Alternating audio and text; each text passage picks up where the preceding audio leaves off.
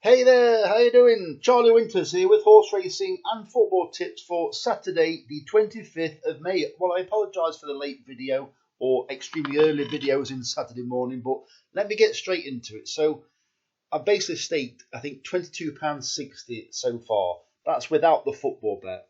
The football bet, I shall talk you through at the end of the video, so I shall spare you that for those of you that aren't interested. So I've gone for two bets. There's no real proper staking plan. It's just I've basically grouped the horses that I fancy the most together, and then I've grouped the horses with the bigger prices generally together. And I'm pretty sure, I might be wrong, I've included the nap of the day twice, and I do believe it's in my last race of the day. That's not purely for video reasons to get you to watch till the end, because you will see it halfway through the video. So let me get into it, and I'll also explain the odd little thing about the odd selection. So the first bet is a 7p each way, lucky 63. You'll notice in a minute that I've also placed a bet on Bet365. I would advise you to put all the bets on Sky Bet, because the only reason why I've put it on two different accounts is because I've limited myself on Sky Bet. I've now upped that limit slightly, but it doesn't kick in until tonight. So otherwise, I would put them all on Sky Bet, or the horse racing bets on Sky Bet, by the way. Just merely for the fact that you get extra places. Because I would sooner have a 10 to 1 chance paying 4 places than backing a 25 to 1 and 3 places and it comes fourth. Let's not get confusing now. So let me get into it. So it's a 7p each way, lucky 63. And to take it up to £10, I've put a 59p each way single on the first horse. So the first selection is Magsood at 16 to 1 in the 115 at Haydock, paying 5 places instead of 3. I'm surprised this is as big a price as what it is. I looked at the breeding, and generally they progress with time. Well, I do believe this horse will improve this season. It's just whether it's fit first time. It's Roger Varian. I am surprised it's such a big price for connections and the owner.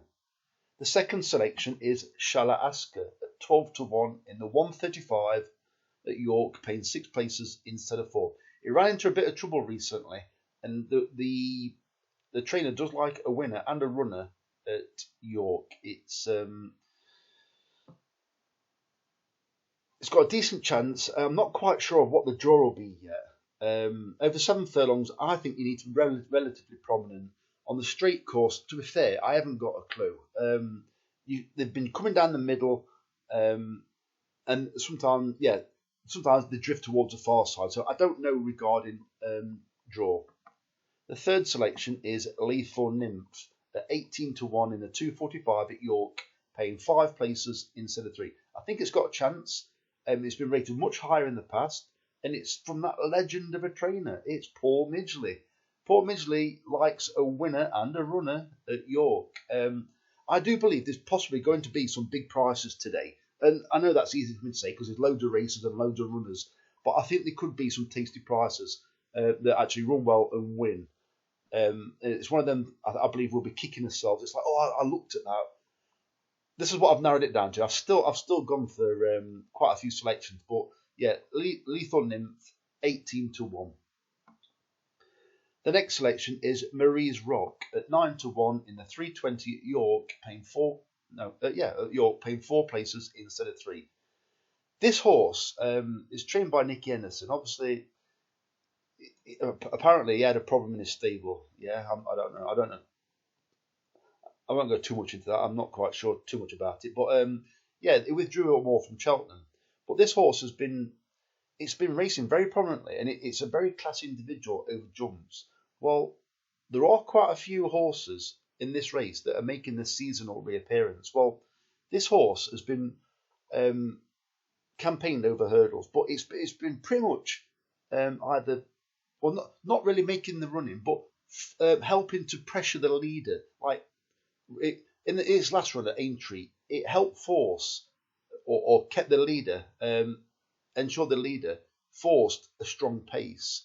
I think this horse was very fit. Nicky Henderson, generally a few years ago, was very dangerous, a bit like Willie Mullins is now on the flat in the UK. Well, Nicky Henderson was similar. He used to have these ex-National Hunt horses, take them on the flat, and they used to be like they used to win quite regularly with Ryan Moore on board or Sheen Murphy on board. So I think it could have a bit of a sniff. I do like the fact that I do think it's got a chance of a place at least. 9-1. To be fair, I was expecting a bit bigger. The next selection is Midnight Runner. It's 11-1 in the 355 at York, paying 6 places instead of 4. Michael Dodds has just run into form. Is once again a trainer that likes a winner and a runner at York. It's a great advertisement for a trainer having a winner at York. There's lots of eyes on the meeting, especially on a Saturday, and that's partly one of the reasons, probably about 1%, of why I made another horse the Nap as well. So Midnight Runner. So the nap of the day is, and this isn't nap of the day because I think it's like guaranteed a place. It's a large field and it's a 20-1 chance, but there's an awful lot of ticks. I think it's owned by the horse watchers. They own quite a few horses now. You'll recognise the colours. So it's Helter Skelter at 20-1 in the 5-5 at York, paying 6 places instead of 4. This has come from Ireland and it likes soft ground. Well, it's not exactly knee deep, but I think it will appreciate. I think it's good to soft, and I think it'll probably stay good to soft. In Ireland, it was racing prominently over. I think it was over a mile. I think this is 7 furlong, but it's been generally held up towards the back. Well, I'm thinking if this horse wants further, you don't want to be kept towards the back over a shorter distance. Well, the horse watchers, I believe they're like the northern based. I've heard them like talking on racing TV, so I do believe the northern based. So to have a winner and a runner at York, I do believe it's good like exposure for the horse watchers, because they have been getting quite a bit of airtime. Not so much recently, but in the past when they first started out, they were getting like lots of exposure by the media. So I think it's a very interesting horse. Rebecca Menzies had a winner at Pontefract, I think it was yesterday. So the stable are going relatively well. Helter Skelter, I think it's got a good chance. And as I said, the next section below is where I've placed a 59 pence each way, and I've put it on Magsood, and that purely takes it to £10. I've just seen another bet here. So this is just to throw away a £3-5. Well, not throw it away. So this is what I've had. I wasn't going to show this because I'd actually forgotten all about it. So Sky Bet offered a build a bet. So it was a free bet. I haven't had to stake anything for it. So this is what it is. I actually think Man U will sneak this. Not because they're a good team. It's just I just think they might do. They might get absolutely hammered. But anyway, here we go. £5 build a bet. So I've had gone for Manchester United, winner of tie, over half a goal, over 1.5 goals, and Man U to win 4-2. If it's 4-2, so basically you're having a fiver on Man U winning 4-2 in 90 minutes at 200-1. I'm pretty sure that's probably not the price anyway, because all the rest are going to come in anyway. You're going to get over 1.5 goals. So so it's 200-1. I wouldn't normally stake. I wouldn't normally put that kind of bet on, but that's what I've done. So you might hear some oi oi oi, and if that actually comes up. So here we go. Right. So this is the bet where they're generally shorter prices and more fancied. But don't get me wrong, there's the odd bigger price in there. I think what you need to do really is I've probably not grouped them together the best. You select which bets which horses that you agree with, and you have them. You can follow a blind if you want, but I haven't gone too much into detail with the staking plan. So let me get into it. So 10 pence each way, lucky 63, and there's nothing extra on this bet. So Blueprints at 15-2 in the 130 at Goodwood. This horse would be like my Nap of the smaller prices. Blueprints. Can you remember when I picked the 40-1 chance? I actually backed it at 16s. The one by Joanna Mason and Mick Easterby at York. I can't remember which called now. I used the red car form where it was racing on the slower ground, and then it switched to the quicker ground and made up some ground. But I can't remember. Something like El Resdev, I think it was called. Well, I tipped up at 16s. It won at 40s. This Blueprints, right? I don't know if you can remember the race, but it was a real good pace. And our horse in that race, El Resde, whatever it was called, was chasing that pace. Next to nothing came from behind. The only horse that really threatened that come from behind was this one, Blueprints. Well, it's 15-2. The problem is, it's at Goodwood, and it could well be a horse that's in cracking form and come last, purely because it doesn't handle Goodwood. So I would have fancied it much more if it ran at Haydock or York today. But anyway, it's at Goodwood, 15-2, and I think it's a horse that's in really good form. I think it ran just something like 7-8 days ago. I think 8 days ago. So Blueprints at 15-2. Next selection is Beautiful Diamond in the 150 at Haydock. And that's 5-1.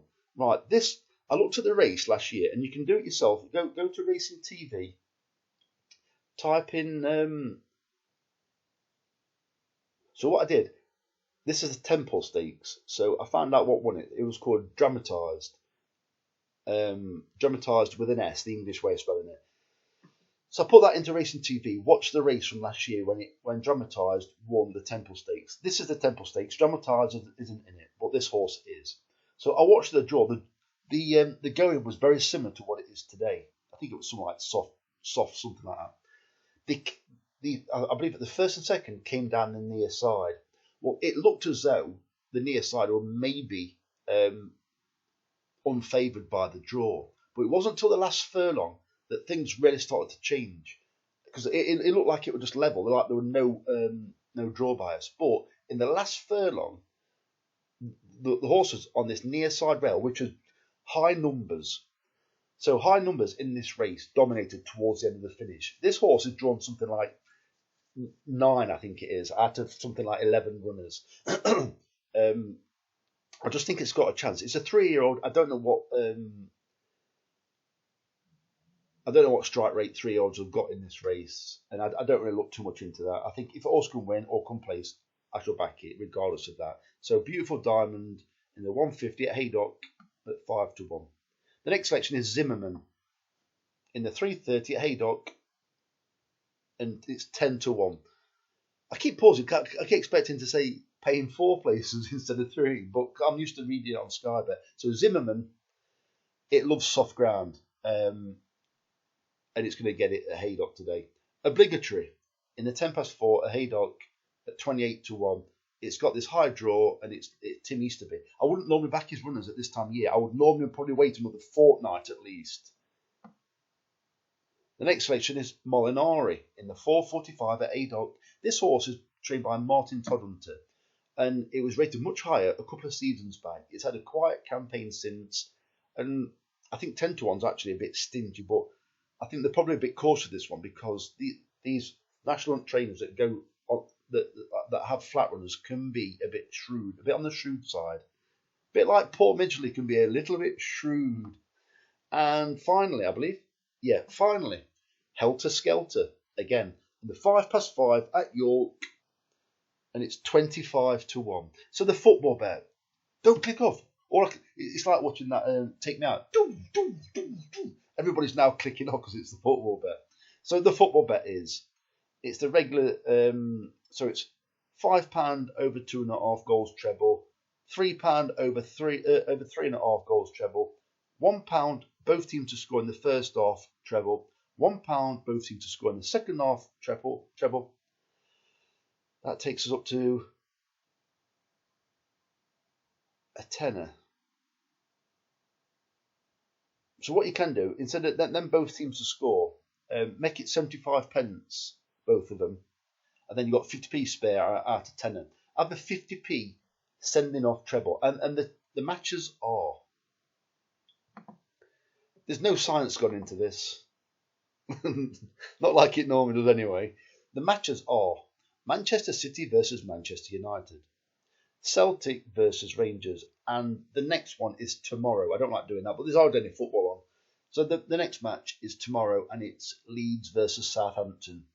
So those are the bets for Saturday. We're 15 minutes in. Crikey. Valentino, lad, will be going crazy. So let me just stretch it out to 15 minutes. So if you leave me a comment, I'm sure there'll be comments after 15 minutes, but Leave me a comment, like, subscribe, share. I wish the very best of luck. If you fancy something else, let me know. If I'm completely wrong about something, let me know. I don't mind. So the very best of luck. Charlie Winters, over and out. Cheers, mate.